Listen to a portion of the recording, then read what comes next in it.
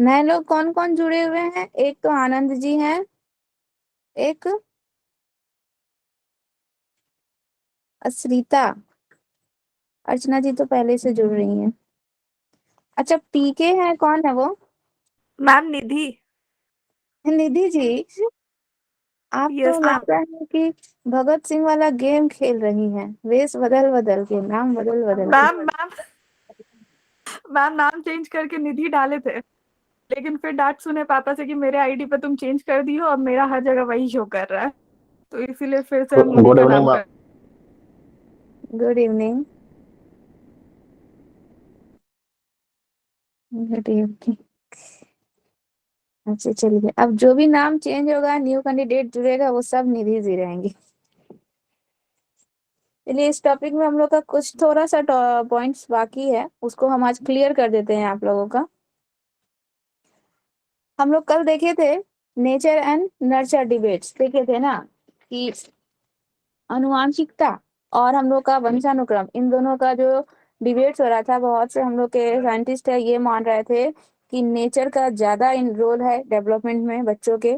तो कुछ लोग ये मान रहे थे कि हम लोग का नर्चर का ज्यादा रोल है। ठीक है। तो इस डिबेट में हम लोग क्या देखे कि दोनों का इक्वल इक्वल रोल होता है, दोनों के बिना अगर दोनों में से किसी एक का भी वैल्यू अगर कम होगा तो बच्चे का डेवलपमेंट जो है सही से नहीं हो पाएगा। तो हम लोग लास्ट में क्या देखे कि दोनों का इक्वल इक्वल है, दोनों का ही रोल क्या होता है, 50-50 होता है, ना किसी का कम ना किसी का ज्यादा। ठीक है।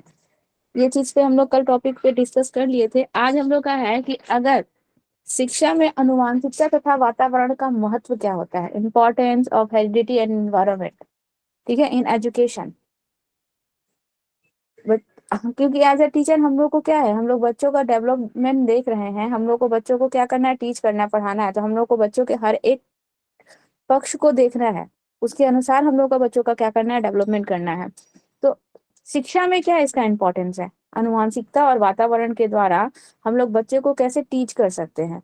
तो यहाँ पे हम लोग क्या देखेंगे कि एजुकेशन में भी इसका बहुत बड़ा बहुत इंपॉर्टेंट रोल होता है। ठीक है।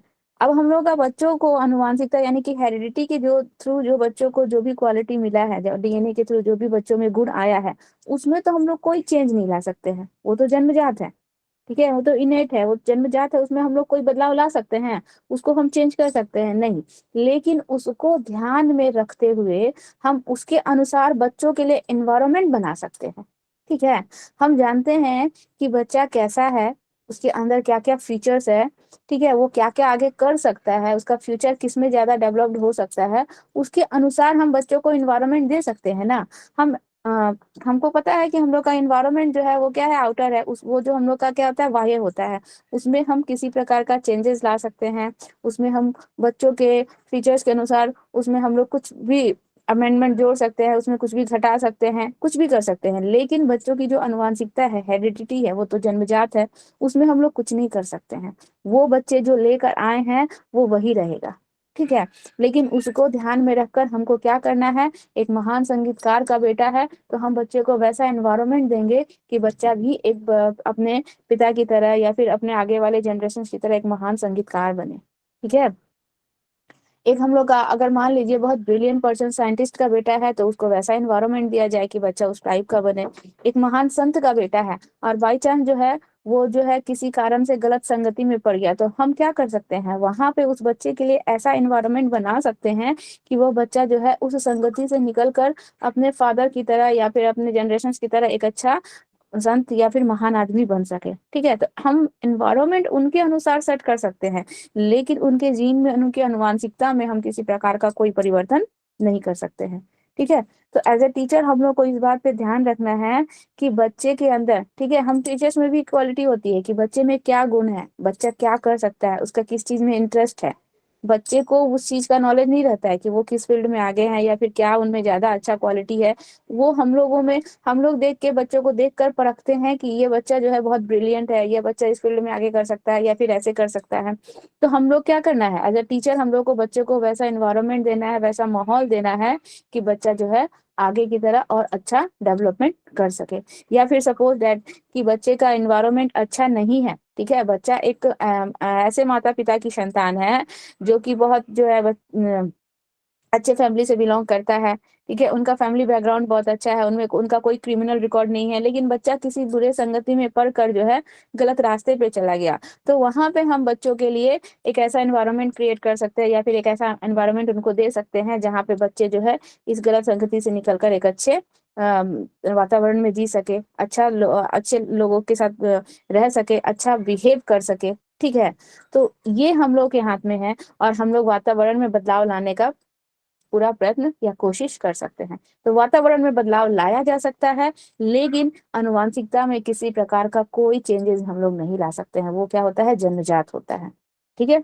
तो इसमें देखिए बोल रहा है कि हमारे जो पेरेंट्स होते हैं, शिक्षक होते हैं, और जो भी हम लोग के सोसाइटी के जो भी पर्सन्स होते हैं, इसमें जो है हम लोग को, इन लोगों को भी ये सब चीज का नॉलेज होना चाहिए कि उनका जो वंशानुक्रम है और वातावरण है, इन दोनों के संयोग से ही या फिर इन दोनों के इंटरेक्शन से ही बच्चे का जो है फ्यूचर जो है या फिर बच्चे का डेवलपमेंट जो है वो क्या करता है, डिपेंड करता है।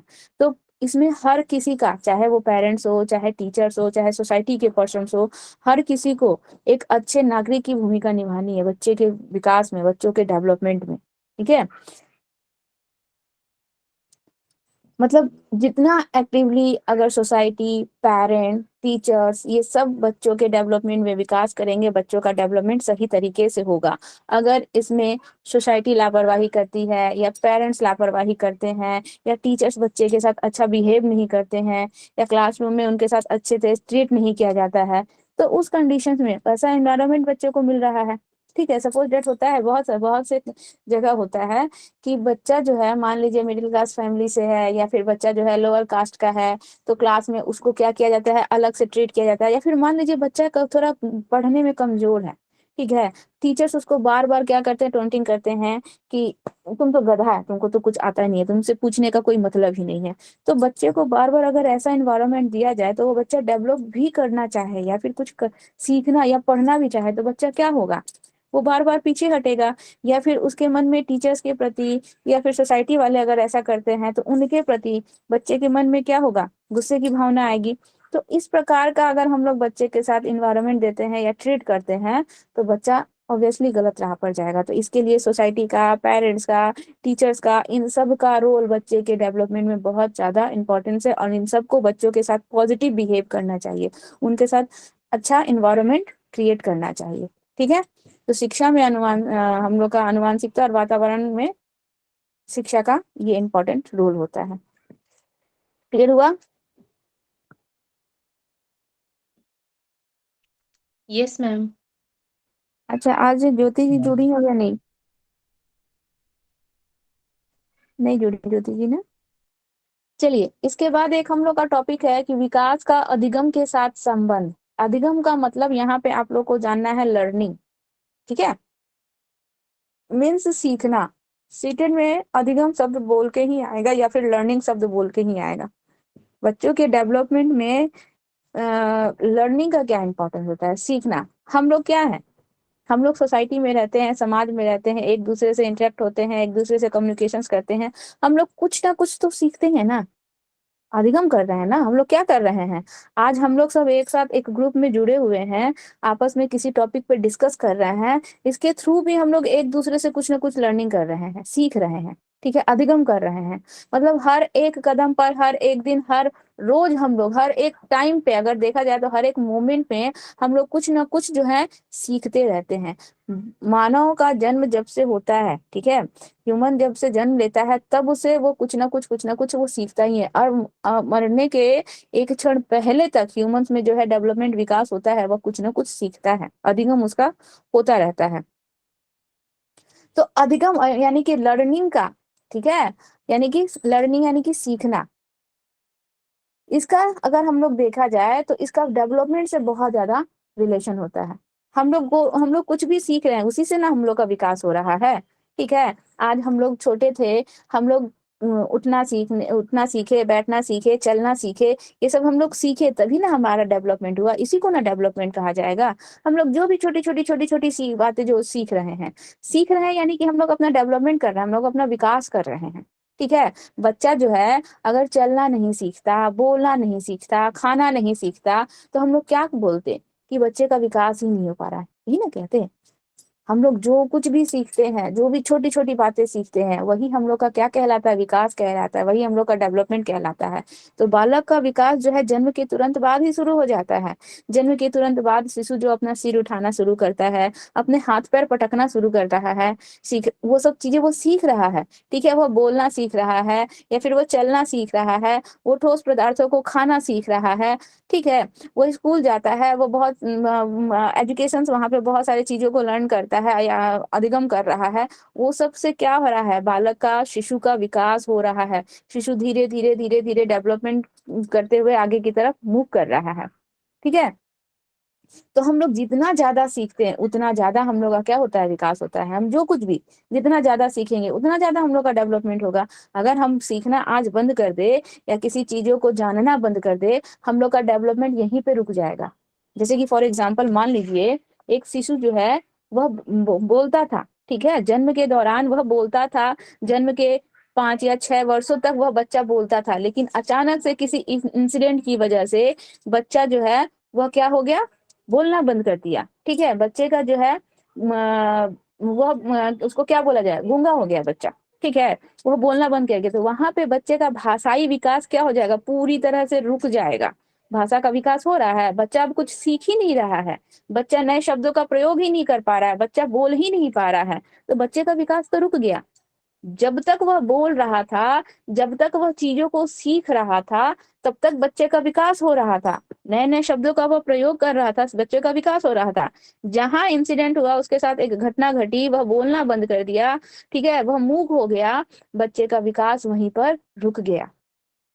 ठीक है, बच्चे का विकास क्या हो जाता है, वहीं पे रुक जाता है। तो जब तक हम लोग सीखते हैं, हम लोगों का विकास होता है। जिस दिन हम लोग सीखना बंद कर देंगे, उस दिन हम लोग का विकास वहीं पर रुक जाएगा। ठीक है, और हम लोग सीख रहे हैं, कोई भी चीजें हम लोग सीखते हैं, तो उन चीजों से हम लोग को क्या होता है, एक्सपीरियंस होता है, अनुभव होता है, मेच्योरिटी आती है हम लोगों में। आगे आने वाले टाइम में अगर कोई सिचुएशन होता है, तो हम लोग अपने पूर्व अनुभव का क्या करते हैं, उसमें इस्तेमाल कर रहे हैं। ठीक है, सपोज डैट, मान लीजिए हम आपको एक छोटे शिशु का ही एग्जाम्पल दिए थे कि वह मुंह में कुछ भी डाल के क्या करता है, सबसे पहले टेस्ट करता है। शिशु जो होता है, जो भी उसके आसपास चीजें मिलती है, उसको टेस्ट करने के लिए सबसे पहले वो उठा के अपने मुंह में डालेगा। तो वो उसको एक बार मुंह में उठा के डालेगा, 2 बार मुंह में उठा के डालेगा, तीसरी बार उस बच्चे को अनुभव होगा कि यह वस्तु खाने लायक नहीं है, इसको मुंह में नहीं डालना है। बच्चे को अनुभव हुआ, आगे अपने इस अनुभव का इस्तेमाल वो आगे आने वाले फ्यूचर में करेगा या आगे आने वाले समय में करेगा। ठीक है, तो आ, इससे हम लोग क्या सीखे कि मतलब सीखने से ही बच्चे का विकास होता है, हम लोगों का विकास होता है।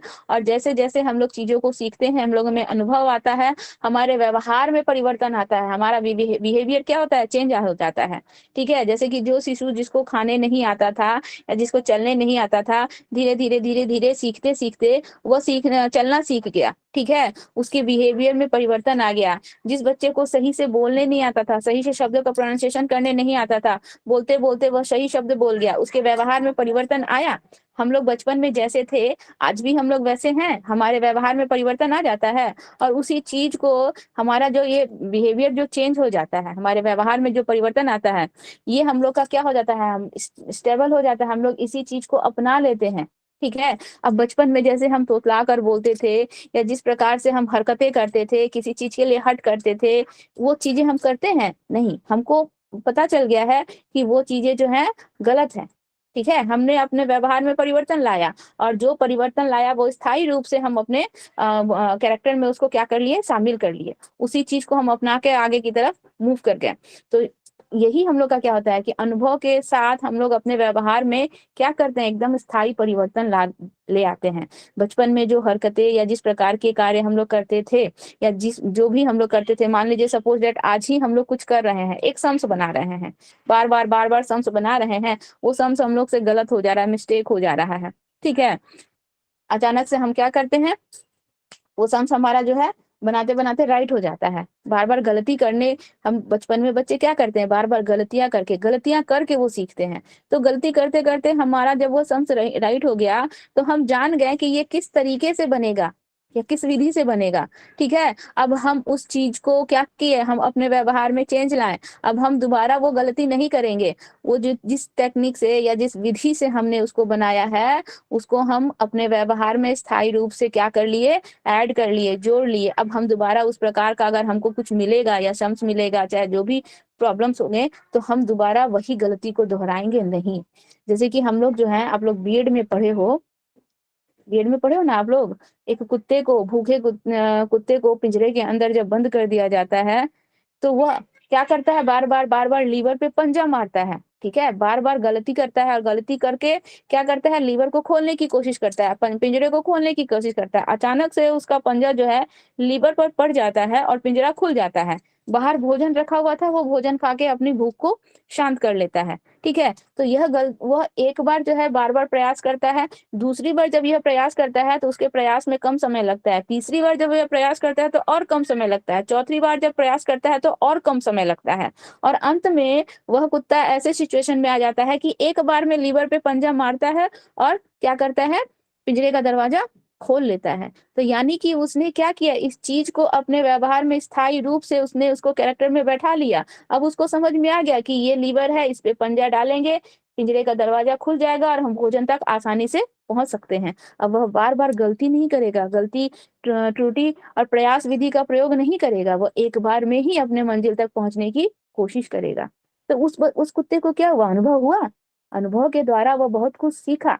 ठीक है, बार बार प्रयास करने के बाद उसको वह बहुत कुछ सीखा। उस चीजों को उसने अनुभव के तौर पे अपने व्यवहार में क्या किया, स्थायी रूप से उसको क्या कर लिया, शामिल कर लिया। दोबारा वह इतना समय वक्त नहीं लेगा। ठीक है, तो हम लोग क्या करते हैं, जो हमारे व्यवहार में जो परिवर्तन आया, हमारे बिहेवियर में जो चेंजेस आता है, इसी परिवर्तन को, इसी चेंजेस को हम लोग सीखना कहते हैं। ठीक है, हम पहले जो है बार बार गलती कर रहे थे, बना रहे थे सम्स, फिर गलती कर रहे थे, फिर बना रहे थे, हम उस चीज को सीख गए। ठीक है, सीख गए, अब हम दोबारा वो गलती नहीं करेंगे, हम फटाफट वो चीज बना लिए। ये हमारे व्यवहार में परिवर्तन आया, इसी को हम लोग विकास कहेंगे। इसी का दूसरा नाम क्या है, इसी को हम लोग क्या कहेंगे, विकास का नाम देंगे। तो विकास के साथ ये हम लोग का क्या होता है, डेवलपमेंट के साथ क्या होता है, कनेक्टेड होता है, जुड़ा रहता है। हम अपने व्यवहार में जो स्थायी परिवर्तन ला रहे हैं किसी चीज को सीखने के बाद, वो हमारा डेवलपमेंट कहलाया। ठीक है, इतना क्लियर हुआ आप लोगों का या नहीं।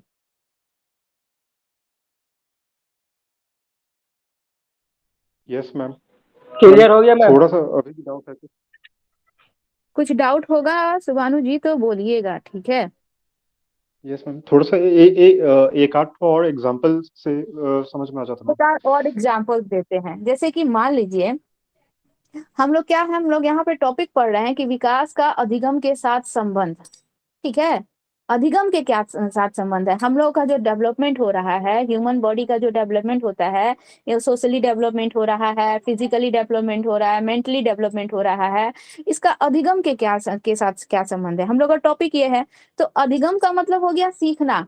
हम लोग जो कुछ भी निरंतर प्राय जो हर क्षण जो सीखते रहते हैं, उस चीज को सीख कर हम लोग क्या करते हैं, उससे अनुभव प्राप्त करते हैं, हमको एक्सपीरियंस होता है। एक्सपीरियंस होने से हम लोग जो काम, जो शुरुआती दौर में जो काम कर रहे हैं उसको करने, मान लीजिए सपोज डैट कि हम खाना बनाने पहली बार किचन में गए, हमको खाना बनाने नहीं आता है।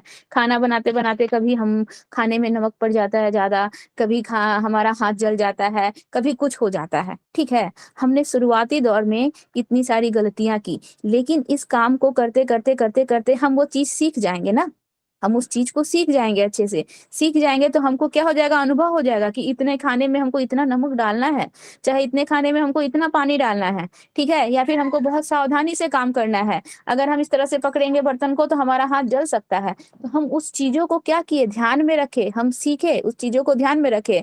इससे क्या हुआ, हमारा विकास हुआ। ठीक है, हमारा डेवलपमेंट हुआ। हम अपने पुराने एक्सपीरियंस को काम लाए और काम आके हम क्या किए, अब धीरे धीरे। तो जिस इंसान को खाना बनाने नहीं आता था, या फिर वो सही ढंग से खाना नहीं बना पाता था, वो इंसान आज खाना सही तरीके से बना रहा है, या फिर सही तरीके से सारे वर्क कर रहा है, किसी प्रकार की कोई प्रॉब्लम नहीं हो रही है। तो वो क्या हो रहा है, हम लोग का डेवलपमेंट ना हुआ, हमारा विकास ही ना हुआ। कल को जिस बच्चे को चलने नहीं आता था, आज वो बच्चा चलने लगा, उसका डेवलपमेंट ही ना हुआ। हम लोग बच्चे को स्टार्टिंग में सपोज दैट देखिए जब एडमिशन्स होता है छोटे क्लास के बच्चे या प्राइमरी सेक्शंस के बच्चे को, तो उनको जो है वर्ण अक्षर या ABCD या 1 2 3 सिखाया जाता है ना। तो वो सीख रहे हैं बच्चे, सीखते सीखते सीखते सीखते अंत में बच्चे को हर एक चीज आ जाता है। ठीक है, उनकी जो परीक्षा ली जाती है, उनका लास्ट में जो एग्जाम होता है वो क्या है, उनका प्रोग्रेस रिपोर्ट ही न है, वो उनका डेवलपमेंट रिकॉर्ड ही न है। कि बच्चा जो है शुरुआती दौर में आया, उसको कुछ नहीं आता था, उसने क्या किया, सीखा, उस चीज को सीखा और सीख के उसको अपने कैरेक्टर में क्या किया, शामिल कर लिया। अब बच्चा जो सीखा है वो उसको व्यवहार में शामिल कर लिया, स्थायी रूप से उसको क्या कर लिया, अपने व्यवहार में शामिल कर लिया कि ये A है, B है, C है, D है, ये मैंगो है, ये हम लोग का बर्ड है, हर एक चीज को वो अपने माइंड में स्टोर कर लिया। ठीक है, तो वो बच्चे का क्या हुआ, डेवलपमेंट होना। अंत में जब उसका रिजल्ट ये एग्जाम होता है और बच्चा हर एक चीज परफेक्टली कर लिया, यानी कि उसने जो कुछ भी सीखा उससे हमको क्या पता चला कि बच्चे का डेवलपमेंट हो गया, बच्चे का विकास हुआ। ठीक है, बच्चे का विकास ही ना हुआ, तभी तो बच्चा उस चीज को, हर एक चीज को करने में पूरी तरह से क्या है, सक्षम है, एबल है। ठीक है, उसको हर एक चीज का नॉलेज हो गया, जिस बच्चे को किसी चीज का नॉलेज नहीं था। जो बच्चा चलना नहीं जानता था, उस बच्चे को चलना आ गया। जिस इंसान को खाना बनाने नहीं आता था, वो इंसान को खाना बनाने आ गया। यानी कि उसका विकास ही ना हुआ, सीख कर ही ना हुआ। तो सीखना और अनुभव, अधिगम, ठीक है, इन दोनों का अगर देखा जाए तो इन दोनों का कनेक्शन जो है किससे है, डेवलपमेंट से है। हम लोग जो कुछ भी सीखते हैं, हम लोग जो कुछ भी अधिगम कर रहे हैं, सीखना और अधिगम दोनों एक ही है, अंग्रेजी में इसको लर्निंग कहेंगे। लेकिन ज्यादातर आपको सीटेड में सीखना नहीं लिख कर आएगा, अधिगम ही लिख कर आएगा। इंग्लिश में लर्निंग आएगा, हिंदी में अधिगम ही आएगा। तो अधिगम के द्वारा ही हमारा क्या हो रहा है, विकास जो है पूरी तरह से संभव है। और हम लोग इसी चीज को, हमारा जो ये अधिगम हुआ, जो चीजों को हम लोग सीखे, अब हम लोग क्या होता है आगे फ्यूचर्स में अगर हम लोग किसी प्रकार के किसी प्रॉब्लम में आ जाएं, ठीक है, कोई ऐसा प्रॉब्लम फेस करना हो जो सिचुएशंस में हम अपने आप को हैंडल नहीं कर पा रहे, तो हम अपने इसी पुराने एक्सपीरियंस को, इसी पुराने अनुभव को क्या करते हैं, वो सिचुएशंस में क्या करते हैं, काम लाते हैं। ठीक है, और उस सिचुएशन से निकलने की कोशिश करते हैं, होता है ना। मान लीजिए हम किसी डिफिकल्टीज में पड़ गए या कुछ प्रॉब्लम हो गया, तो हम लोग क्या करते हैं, अपना माइंड का इस्तेमाल करते हैं, अपनी पुरानी सीखी हुई चीजों का ही हम लोग क्या करते हैं, वहां पे इस्तेमाल करते हैं और उस प्रॉब्लम से निकलने की कोशिश करते हैं। ठीक है, वही हम लोग का क्या कहलाता है, हम सिचुएशन से, किसी सिचुएशन में पड़े और उस सिचुएशन से सक्सेसफुली निकल गए, यानी कि हम बहुत ज्यादा क्या हो गए हैं, मैच्योर हो गए हैं। हमें अनुभव और मैच्योरिटी पूरी तरह से आ गई है, हम अपना जो है विकास अच्छे से कर सक रहे हैं। यही ना होता है, छोटा बच्चा जो होता है किसी डिफिकल्टी में जाता है, तो वो अपने आप को सोल्यूशन उस उसमें से नहीं निकाल पाता है, उस सिचुएशन से नहीं निकाल पाता है, क्योंकि बच्चा जो है अभी उतना ज्यादा उसको एक्सपीरियंस नहीं है। ठीक है, वो बहुत कुछ सीखा नहीं है। लेकिन जैसे जैसे जैसे जैसे बच्चा बड़ा होता है, ठीक है, तो उस बच्चे को अनुभव हो जाता है।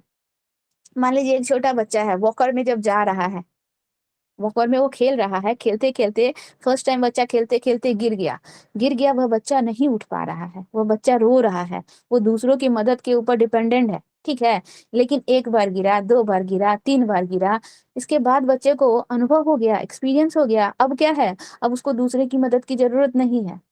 ठीक है, वो क्या किया, बच्चा खुद ही अपने आप को उठाकर वहां से निकल गया, उस सिचुएशन से निकल गया। तो वो बच्चा क्या है, अपने पुराने अनुभव का ना वहां पे उस सिचुएशन में इस्तेमाल किया। तो हम लोग का इसका यहाँ पे यही मतलब निकलता है, एक आप लोग में वहां पे लाइन होगा, उस लाइन को अंडरलाइन कीजिएगा कि अनुभव तथा परिपक्वता के परिणाम स्वरूप होने वाला परिवर्तन क्या कहलाता है, विकास कहलाता है। पूछता है यहाँ पे क्वेश्चंस कि डेवलपमेंट क्या है, अनुभव और परिपक्वता का क्या है, अंतःक्रिया का परिणाम है, यानी कि एक्सपीरियंस एंड मैच्योरिटी का यह रिजल्ट है। ठीक है, और भी 2 3 ऑप्शंस दे देंगे।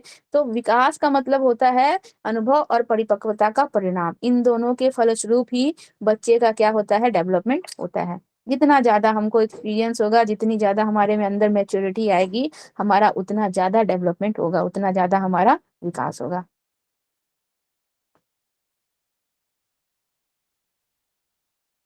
ठीक है, देखिए इसमें एक और चीज दिया हुआ है, दोनों का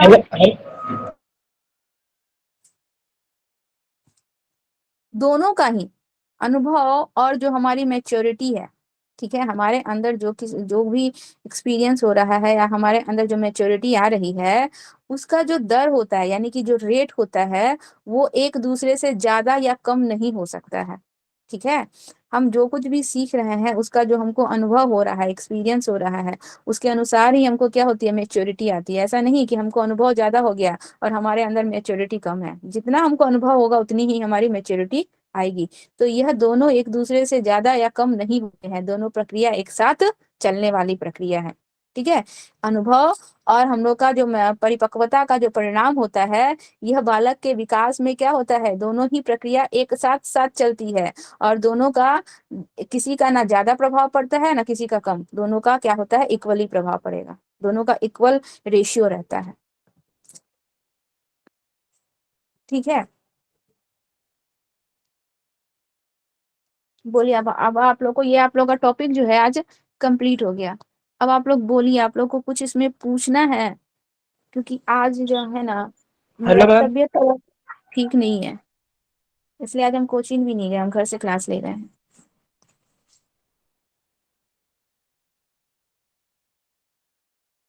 हेलो मैम। हाँ बोलिए। मैम, मेरा कहने का मतलब है कि सीखने से अनुभव बढ़ता है कि जो सीखा हुआ चीज़ को जो बार बार करते हैं उससे अनुभव बढ़ता है। सीखने से ही अनुभव बढ़ रहा है। सीखे हुए चीज को हम लोग बार बार कर रहे हैं, उससे हमारे में मैच्योरिटी आ रही है।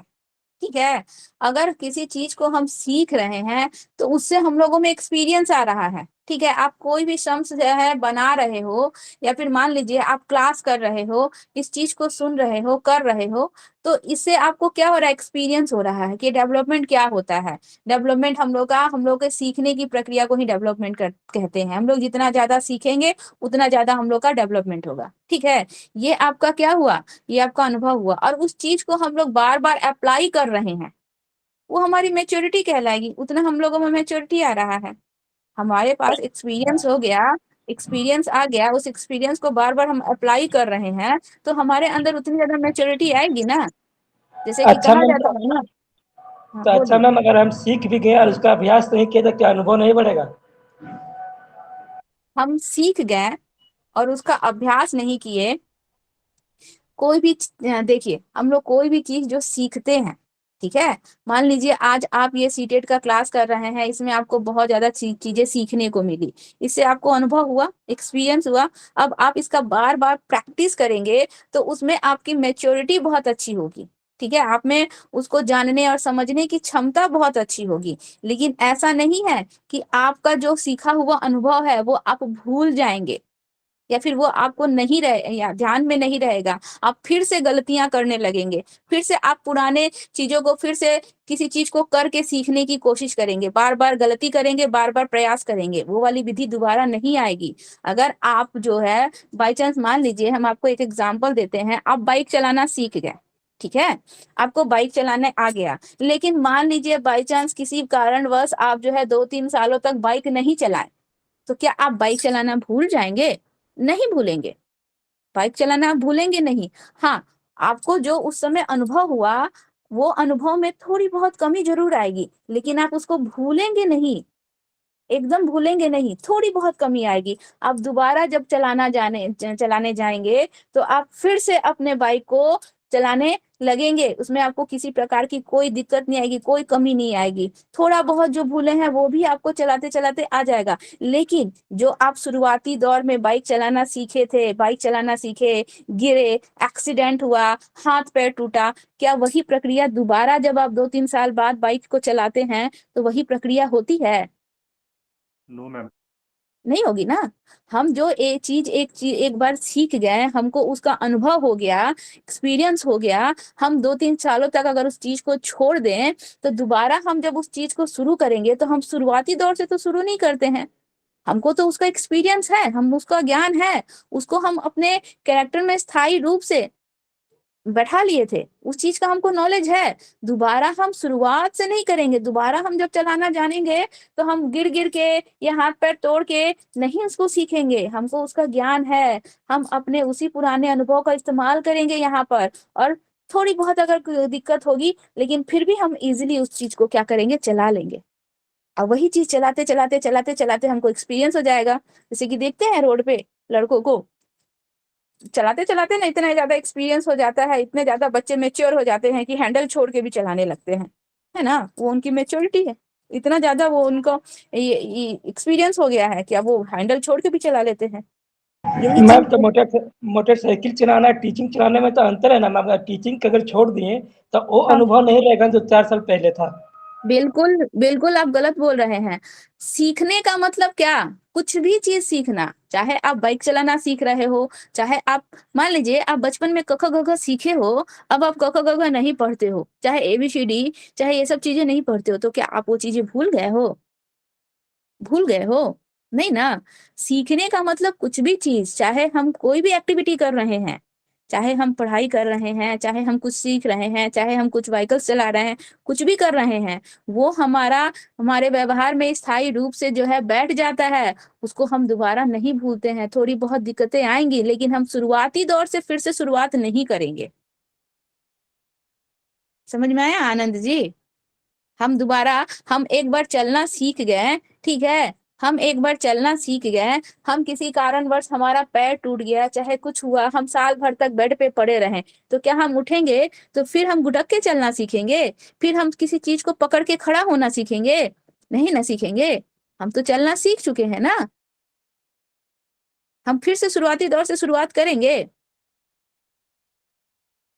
बोलिए आनंद जी, आप ही से पूछ रही हूँ। नहीं मैम। हाँ, तो आपका जो कहने का मतलब है कि एजुकेशन और बाइक चलाना दोनों में डिफरेंस होता है? नहीं, हम लोग कुछ भी सीखते हैं, कुछ भी सीखते हैं। आज हमको खाना बनाना आ गया, अब दोबारा मान लीजिए हम 4-5 सालों तक, मान लीजिए हम जॉब कर रहे हैं, हम बहुत बिजी हैं, हम खाना नहीं बना सकते हैं, तो क्या आज हम 4-5 सालों तक खाना बनाना छोड़ दे तो क्या हम खाना बनाना भूल जाएंगे? क्या हमको रोटी बेलने नहीं आएगा, या फिर हमको खाना बनाने नहीं आएगा? बिल्कुल आएगा। थोड़ी बहुत इधर उधर हो जाती है, लेकिन हम फिर से शुरुआती दौर से शुरुआत नहीं करते हैं। तो कोई भी सीखी हुई चीज जो है हमारे व्यवहार में स्थायी रूप से बैठ जाती है, उससे हमको एक अनुभव होता है, एक्सपीरियंस, जैसे जैसे हम उस चीज को करते हैं हमारे अंदर मैच्योरिटी आती जाती है, वो चीजों में हम और अधिक डेवलप्ड करते जाते हैं। हम लोग कभी भी रिवर्स की तरफ नहीं आएंगे, पीछे की तरफ नहीं आएंगे। सुभानु जी, हम लोग पढ़े थे डेवलपमेंट में कि विकास कभी भी रिवर्स नहीं जाता है। बच्चे यस का मैम। डेवलपमेंट जो होता है, जो डेवलपमेंट हो गया हम लोगों में, जो डेवलपमेंट हो गया वो कभी भी रिवर्स नहीं जाता है। बच्चा जब जन्म ले लिया, बच्चे को चलने आ गया, बोलने आ गया, खाने आ गया, सीखने आ गया, अब बच्चा जो है वापस रिवर्स होके शैशवावस्था में नहीं जाएगा। कभी भी हम लोग का डेवलपमेंट शैशवावस्था में नहीं जाता है। हाँ, अगर कंडीशन ऐसा है कि किसी एक्सीडेंट की वजह से या किसी कारण से उसके दिमाग पर चोट लगती है और बच्चा बचकाना हरकत करने लगता है, या फिर वो बिल्कुल बच्चे की तरह बिहेव करने लगता है, वो कंडीशन अलग है, उसको हम लोग डेवलपमेंट में नहीं लेंगे। वो डेवलपमेंट से बिल्कुल अलग हो जाएगा, क्योंकि वो एक्सीडेंट की वजह से हो रहा है। ठीक है, वो किसकी वजह से हो रहा है? वो एक्सीडेंट की वजह से हुआ है। वहां पे बच्चे का विकास जो है पूरी तरह से रुक गया, बच्चा रिवर्स में चला गया, उसको डेवलपमेंट में नहीं रखेंगे। लेकिन एक नॉर्मल बच्चे का अगर विकास हुआ है तो वो रिवर्स में कभी नहीं जाता है। हम लोग जो चीजों को जान चुके हैं, सीख चुके हैं, उस चीज को वापस अगर हम लोग कुछ सालों तक छोड़ दें, हम लोग स्टडी ही कर रहे हैं, ठीक है, और हम लोग उसको कुछ सालों तक छोड़ दें, तो हमको पढ़ना लिखना हम भूलेंगे नहीं। हम लोग वापस रिवर्स में नहीं जाएंगे, फिर से हमको अक्षरों का ज्ञान या ABCD या 1 2 3 को लर्न नहीं करना पड़ेगा। हमको उसका एक्सपीरियंस है, हमको उसका अनुभव है, हम उस चीज को वापस रिवर्स में जाके फिर से नहीं सीखेंगे। तो डेवलपमेंट कभी भी रिवर्स नहीं जाता है, वो डेवलपमेंट आगे की तरफ ही मूव करेगा, कभी भी पीछे की तरफ नहीं आता है। ठीक है।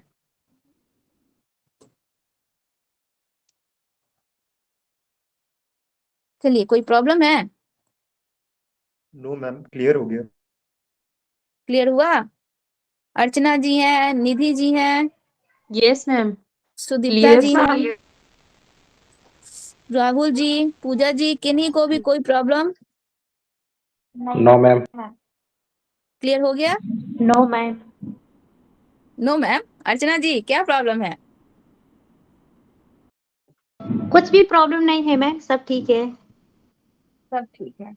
चलिए, आप लोगों के पास कोई न्यू टॉपिक नहीं गया है, और आज जो थोड़ा मेरा तबीयत ठीक नहीं है, तो हम आप लोग को आज न्यू टॉपिक नहीं पढ़ाएंगे, ठीक है? आप लोग को आज हम कोई न्यू टॉपिक नहीं पढ़ाएंगे। ये जो टॉपिक हम आप लोगों को पढ़ाए हैं, 3 टॉपिक आप लोगों का कंप्लीट हो गया। इससे हम क्वेश्चंस पूछते हैं, आप लोग हमको आंसर दीजिए। किसको कितना लर्न है, कितना याद है, देखिए आप लोग रिवर्स में गए हैं या डेवलप्ड किए हैं, वो चीज मैम एक बार 3-4 दिन से रिवीजन नहीं कर पाए मैम, सॉरी, जवाब अगर नहीं दे पाए। देखिए निशांत जी, कोई बात नहीं सुभानु जी, आप सुने हैं, सुने यस हैं मैम, ना, सुने तो। समझे यस मैम। हैं ना, यस मैम। तो बस चलिए पहला क्वेश्चन आप ही से हम पूछेंगे, आप ही से स्टार्ट करते हैं। Sure ma'am.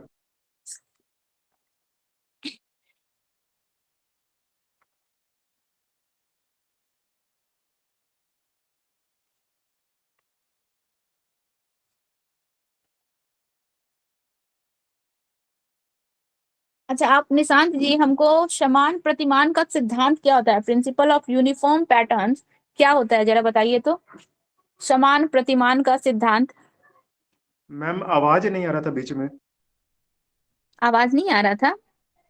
यस मैम, बीच में नहीं आ रहा था। अच्छा सुनिए, समान प्रतिमान का सिद्धांत, प्रिंसिपल ऑफ यूनिफॉर्म पैटर्न क्या होता है, ये थ्योरी आप हमको बताइए तो जरा।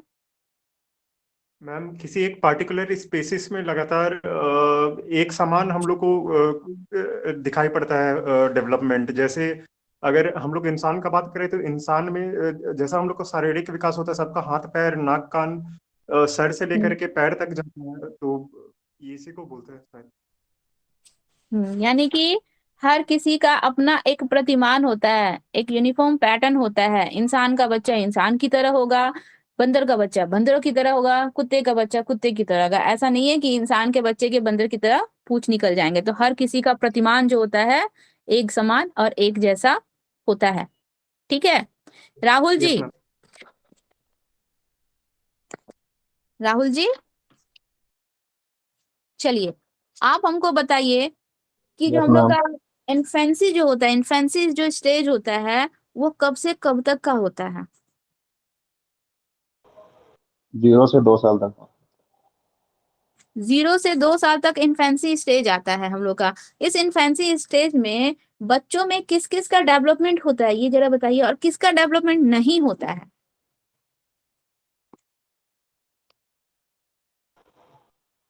मैम रिपीट कीजिएगा। इन्फेंसी स्टेज में बच्चों का जो डेवलपमेंट होता है वो किस किस फील्ड में होता है और किस फील्ड में नहीं होता है?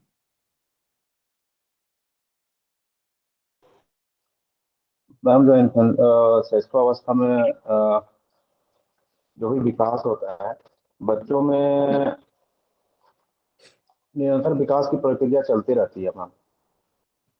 बच्चों में वो तो इन्फेंसी होता है हर किसी में, जब तक हम लोग जीवित रहते हैं, ठीक है? मरने के यस एक मैम। क्षण पहले तक हम लोग का डेवलपमेंट होते रहता है, वो तो हमको पता है। लेकिन बच्चों का जो डेवलपमेंट होता है इस स्टेज में, इन्फेंसी स्टेज में, वो किस किस फील्ड में उनका डेवलपमेंट हो रहा है? उनका मेंटल मैम डेवलपमेंट होता है या नहीं, यस मैम। फिजिकल वो होता है नहीं? उसका शारीरिक विकास में डेवलपमेंट होता है मैम, मानसिक विकास में डेवलपमेंट होता है मैम। वो 0 से 2 वर्ष के बीच में वो दूसरों पे ज़्यादा निर्भर करता है मैम। और 0 से 2 वर्ष के बीच में जिस टाइम शिशुअवस्था में वो लोग होते हैं, तो क्या बोलते हैं, सेल्फ लव ज़्यादा होता है, आत्म प्रेम ज़्यादा, आत्म प्रेम की भावना उसमें ज़्यादा होती है मैम। आत्म केंद्रण की भावना ज्यादा होती है। अच्छा, इस अ, स्टेज में बच्चों में मोरलिटी होती है या नहीं? नहीं होती है होती है मैम। मैम, नहीं मैम, अभाव होती है मैम, इसमें नैतिकता का अभाव होती है मैम। नैतिकता होती ही नहीं है इस स्टेज में बच्चों में, नैतिकता का पूर्ण अभाव रहता है इस स्टेज में बच्चों में, ठीक है? Yes ma'am, yes ma'am. अगर नैतिकता रहती बच्चों में, तो बच्चे जो हैं, जो किसी के गोद में जाते हैं तो टॉयलेट कर देते हैं, या फिर किसी के खाने पर हाथ लगा देते हैं, या फिर कुछ भी कर देते हैं, वो सब चीजें वो नहीं करते। बच्चों में इस स्टेज या में मोरालिटी का अभाव रहता है, नैतिकता का अभाव रहता है मैम, इस नैतिकता स्टेज का में अभाव रहता है। अभाव रहता अच्छा है। चलिए, पूजा जी बताइए तो आइडल पीरियड ऑफ लर्निंग किसको कहते हैं? सीखने का आदर्श काल किसे कहेंगे हम लोग?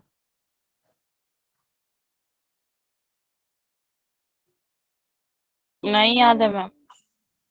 पूजा जी 2-2 बार क्लास अटेंड की हैं। सीखने का आदर्श बताइए Nidhi ji. Infancy ma'am. Infancy होता है सीखने का आदर्श काल, आइडल पीरियड ऑफ लर्निंग। इस स्टेज में बच्चे जो होते हैं ना, वो किसी चीज को ऑब्जर्वेशंस के थ्रू कैसे सीखते हैं निधि जी? ऑब्जर्व करके मैम, देख ऑब्जर्व करके। वो आप जो भी हरकत करेंगी, आप जो करेंगी, बच्चा आपको देख के ऑब्जर्व करेगा और ऑब्जर्व करके बच्चा सीखेगा। ठीक है। अच्छा बताइए तो सुदीप्ता जी, इस स्टेज में बच्चों में जो इमोशनल डेवलपमेंट होता है वो किस टाइप का होता है? मैम मतलब क्या बताना है? बच्चों में इस स्टेज में, इन्फेंसी स्टेज में इमोशनल डेवलपमेंट होता है। यस, इमोशनल डेवलपमेंट होता है ना बच्चों में। तो बच्चे अपने बहुत स्ट्रिक्ट होता है। इमोशंस को कैसे वहां पे दूसरों के सामने एक्सप्रेस करते हैं? मैम वो रो के या फिर फिजिकल मूवमेंट, कुछ हाथ पैर का मूवमेंट करके दिखाते हैं। मूवमेंट करके दिखाते हैं और अपने इमोशंस को रो के बहुत ज्यादा, उनका इमोशंस पे इस स्टेज में कंट्रोल रहता है। नो मैम, स्टेबल नहीं होता है, चेंज होते रहता है। स्टेबल नहीं होता है, चेंज होते रहता है और कंट्रोल भी नहीं रहता है। जो भी इमोशंस होते हैं वो बहुत तेजी से अपने इमोशंस को यहाँ पे क्या करते हैं, एक्सप्रेस करते हैं, प्रकट करते हैं ना।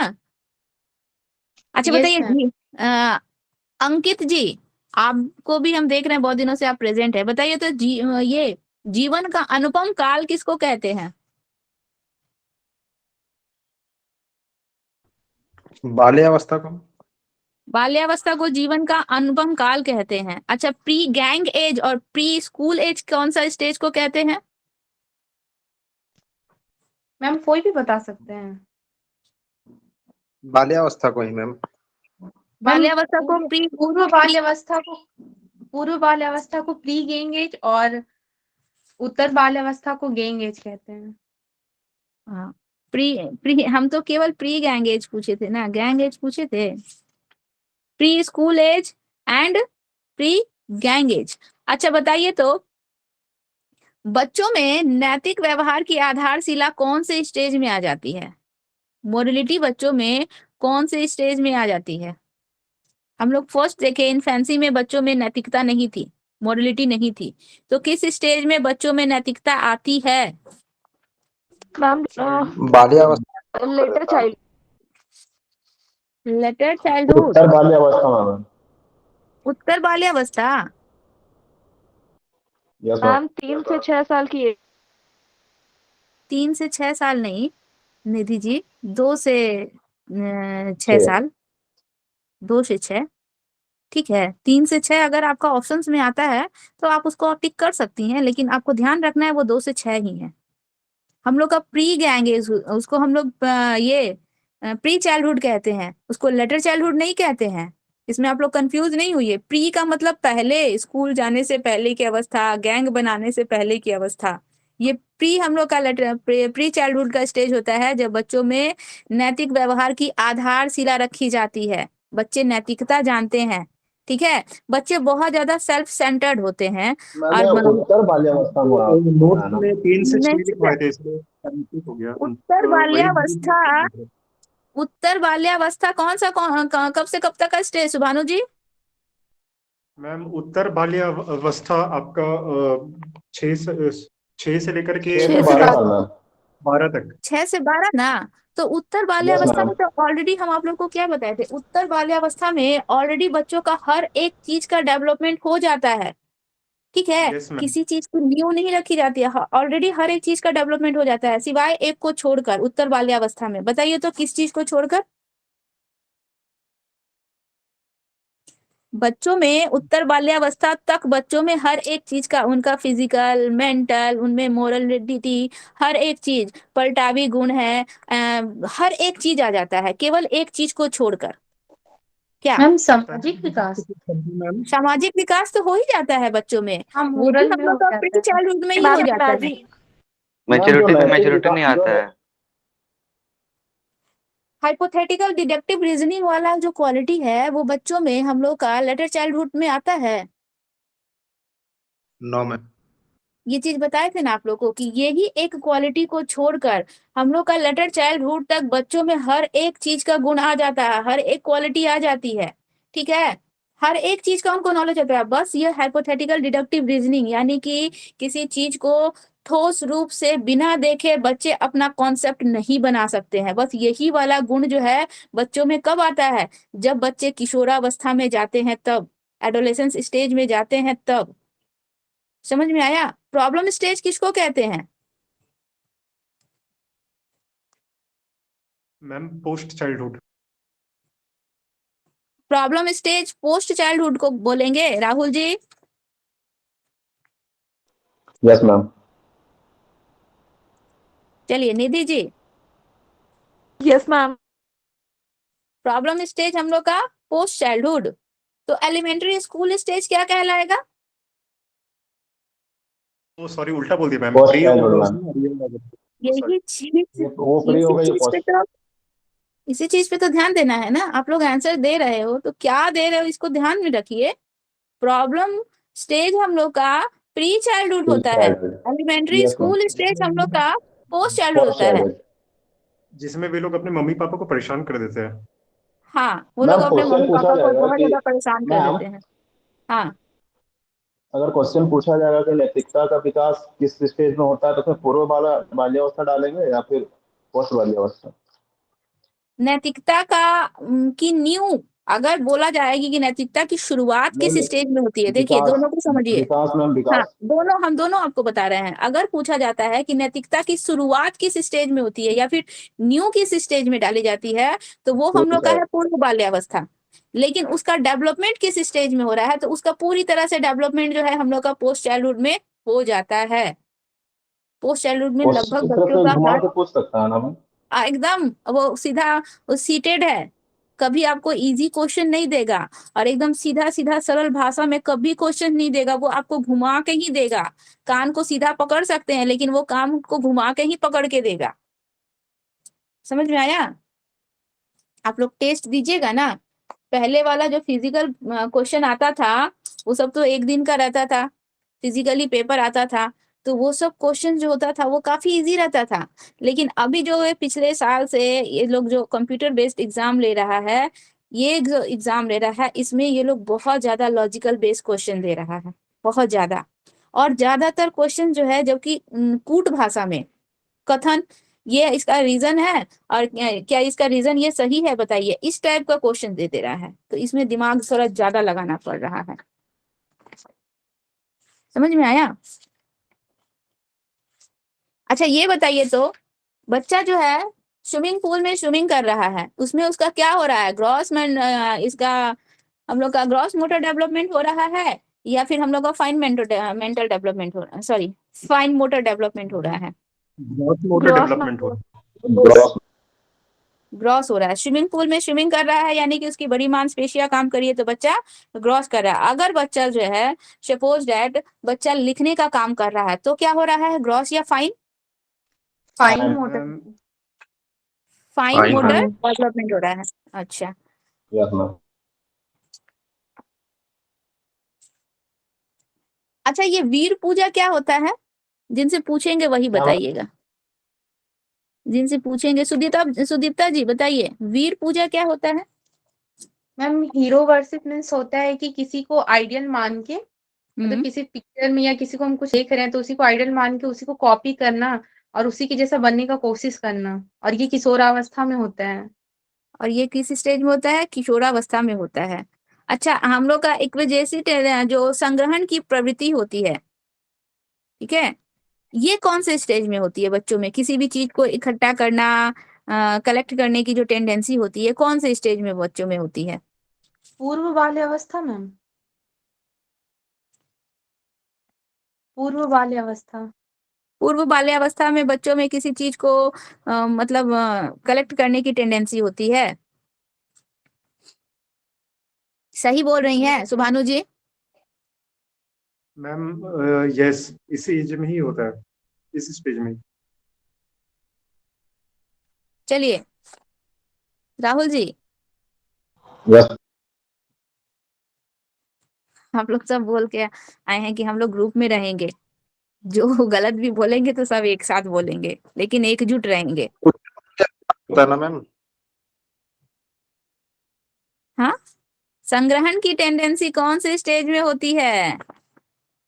किसी चीज को संग्रहित करने, इकट्ठा करने, जैसे बच्चे ताश के पत्ते हो गए, गोलियां हो गई, खिलौनों के टुकड़े हो गए, इन सभी पोस्ट चीजों चाइल्डहुड को post ma'am. Child ma'am, post child, दोनों पोस्ट चाइल्ड किसी मैम। एक ही में है, तो याद नहीं था। हाँ, पोस्ट चाइल्डहुड मैम।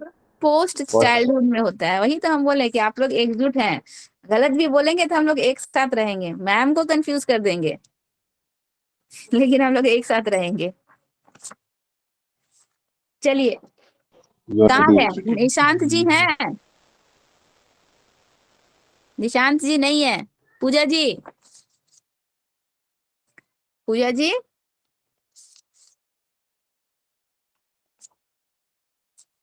नहीं बताइएगा, जवाब दीजिए। लॉ ऑफ वेरिएशन क्या होता है पूजा जी, जल्दी बताइए।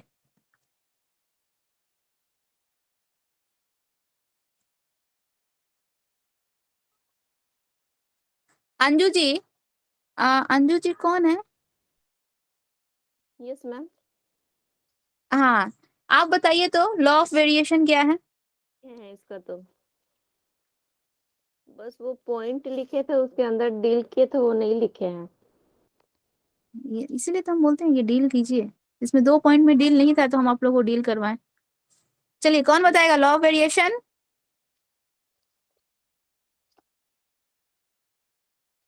Law of ma'am law of variation, भिन्नता का नियम।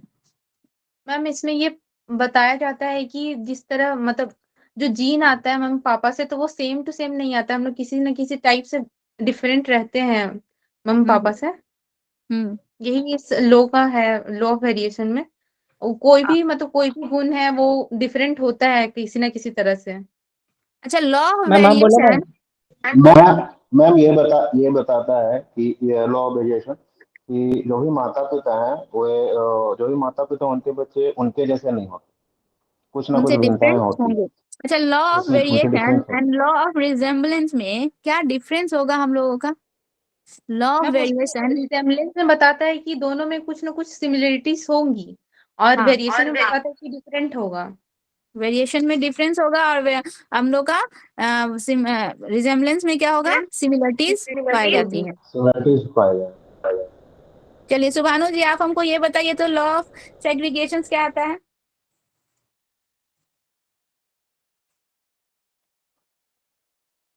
मैम रिपीट कीजिएगा। पृथक्करण का सिद्धांत, लॉ ऑफ सेग्रीगेशन यानी कि एंड डोमिनेंस क्या होता है? मैम बताते मैम, जैसे कोई पेरेंट्स के अंदर में कोई कुछ खास जीन या कोई खास गुण वाला जीन छिपा हुआ हो, तो मतलब वो दबा हुआ मिल जाता है उनके अंदर में, अगर और फिर नेक्स्ट बाद। जनरेशन में हम ना दिखे? Yes ma'am. बोलिए, आप क्या बोलना चाहते हैं, बोलिए। मैम कोई भी एक जीन जो कहीं पर दबा हुआ रह जाता है वो खत्म नहीं होता है, लेकिन कोई सक्रिय पीढ़ी जो होता है ना, एक्टिव स्टेज वाले सदस्यों में दिखाई देता है बाद में जाकर के मैम, तो मतलब वो कभी छिप ना कर कभी वो क्या होता है, डोमिनेंस हो जाता है, एक्टिव हो जाएगा, वो अचानक से हमें कभी ना कभी। दिखाई देने लगेगा। ठीक है पूरी तरह से निधि जी? अस्तित्व नहीं खोता है मैम, कभी न कहीं उसका अस्तित्व आ ही जाता है। हाँ, वो उस इस लॉ ऑफ हम लोग का सेग्रीगेशन यही बताता है कि अगर मान लीजिए हमारा जनरेशन टू जनरेशन अगर मम्मी का लक्षण या फिर किसी एक एक्टिव जीन, हम मतलब कोई एक्टिव जीन है और दूसरा पक्ष का जीन जो है उसका कोई गुण हम लोग में दिख ही नहीं रहा है, अगले जनरेशन में नहीं दिख रहा है, तो इसका मतलब ये नहीं है कि वो जो जीन है वो पूरी तरह से खत्म हो गया, समाप्त हो गया। वो कहीं ना कहीं जो है क्या होता है, ट्रांसफर होते रहता है जनरेशन टू जनरेशन, और कभी ना कभी वो क्या होगा, हमें नजर आएगा, किसी ना किसी जनरेशन में कभी ना कभी नजर आएगा। इसका हम लोग का लॉ ऑफ सेग्रीगेशन यही कहता है कि जो हम लोग का अप्रबल जीन है या फिर जो हम लोग का वीक जीन है वो खत्म नहीं होता है, वो कहीं ना कहीं छुपा रहता है या अपना अस्तित्व बनाए रहता है, और कभी ना कभी वो अपना जो है लक्षण जो है या गुण जो है बच्चे में दिखाएगा। समझ में आया? किसी ना किसी जनरेशन में जरूर दिखाएगा। चलिए एक लास्ट जो है हम पूछते हैं, नेचर एंड नर्चर डिस्प्यूट क्या है? नेचर और नर्चर का जो विवाद हुआ था ये क्या है? कौन हमको इसको अच्छे से समझा सकते हैं? संध्या जी, आप भी जुड़ रही हैं? Sandhya ji, yes ma'am. हाँ बताइए, नेचर और नर्चर डिस्प्यूट क्या है? नेचर का मतलब क्या है और नर्चर का मतलब क्या है?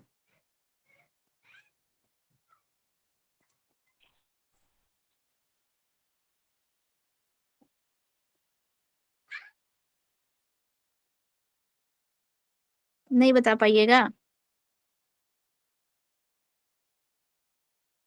बताइए सुभानु जी, बोलिए सुभानु जी, बोलिए। यस मैम, इसमें किसी खास व्यक्ति का जो विकास होता है उसमें क्वेश्चन अराइज होता है कि क्या उसका जो विकास हो रहा है वो वातावरण के हिसाब से कौन सा सीमा तक मतलब कहाँ तक उसको वो प्रभावित करेगा, ये एक क्वेश्चन अराइज होता है। ये हमेशा से मतलब एक तरह से डाउट में रहा है सर, यही हम्म, निधि जी, तो निधि जी भी कुछ बोलना चाहती है, बोलिए। मैम नेचर वही कि बच्चा बायोलॉजिकल फैक्टर्स अफेक्ट करता है उसके डेवलपमेंट में, और नर्चर मैम इन्वायरमेंटल फैक्टर्स जो अफेक्ट करता है। हम्म, नर्चर मतलब इन्वायरमेंटल फैक्टर और नेचर मतलब बायोलॉजिकल फैक्टर, बच्चे में इफेक्ट करता है। और ये जो दोनों की डिबेट है, ये इस बात पे डिबेट होता है कि नेचर का ज्यादा इफेक्ट पड़ता है या नर्चर का ज्यादा इफेक्ट पड़ता है। ठीक है, बहुत सारे मैम साइंटिस्ट नर्चर को ये, नर्चर का हिंदी मीनिंग क्या होता है मैम? नर्चर का मतलब होगा पोषण, जिसको हम लोग पोषित कर रहे हैं, पाल पोष रहे हैं, इन्वायरमेंट में ही ना हम लोग का पोषण हो रहा है। Yes ma'am. नर्चर मतलब हो जाएगा पोषण। ठीक है, बोलिए निधि जी। तो मैम पोषण तो पर्यावरण संबंधित है, वातावरण पर्यावरण वातावरण एक ही चीज होता है आनंद जी, से पर्यावरण संबंधित वातावरण। मैम पोषण में। हाँ क्या बोल रहे हैं? पर्यावरण तो मैम पोषण तो पर्यावरण से है, वातावरण से ही संबंधित है ना। हाँ, तो वही तो हम बोले, नर्चर का मतलब हो गया पोषण। पोषण हम लोग का किससे रिलेटेड है? हम लोग का पर्यावरण वातावरण इन्वायरमेंट। से रिलेटेड है। और नेचर का मतलब हो गया हम लोग का आनुवांशिकता, हेरिडिटी, वो हमारे हेरिडिटी से रिलेटेड है, बायोलॉजिकल वो है।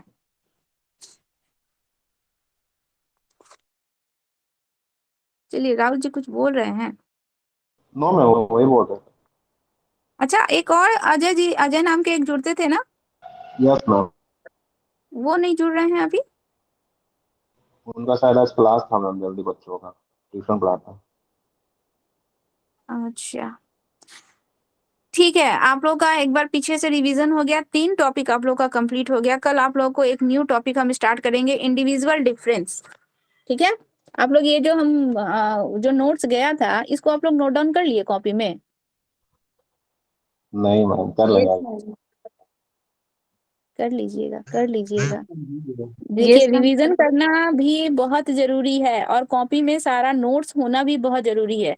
ये अभी 1 या 2 या 3 टॉपिक है तो माइंड में है, जैसे जैसे ये टॉपिक बढ़ता जाएगा, अभी आप लोग जो प्याजे जी का थ्योरी पढ़ेंगे ना, तो आप लोग डेवलपमेंट में जो बच्चों का एज ग्रुप देखे हैं और प्याजे जी में जो बच्चों का एज ग्रुप देखेंगे, आप लोग बहुत कंफ्यूज हो जाएंगे। तो सारा नोट्स कॉपी में होना बहुत जरूरी है, रिविजन बहुत जरूरी है। ठीक है, दोनों में एज डिफरेंस बहुत ज्यादा हो जाता है, प्याजे जी ने अलग एज ग्रुप दिया है, यहाँ पे डेवलपमेंट में हम लोग अलग एज ग्रुप पढ़ते हैं। बहुत ज्यादा सिमिलरिटी है दोनों में, लेकिन उसमें बहुत एज में बहुत डिफरेंस आ जाता है, तो सबका नोट्स होना चाहिए। कल आप लोग को हम इंडिविजुअल डिफरेंस पढ़ाएंगे टॉपिक, 2-3 टॉपिक कंप्लीट होगा, इसके बाद ही आप लोग प्याजे जी का टॉपिक जो है वह कंप्लीट करेंगे। ठीक है, कोई दिक्कत है? No ma'am. तो नो आज, मैम। हाँ, आज का क्लास हम यहीं पे रहने देते हैं, अब आज ज्यादा और नहीं करवा पाएंगे। कल हम लोग न्यू टॉपिक स्टार्ट करते हैं। Okay, thank you ma'am. Okay. Thank you, ma'am. Thank you, ma'am. Thank you. Okay. Bye, everyone. Thank you so much, ma'am, and bye. Bye, ma'am. Thank you, ma'am.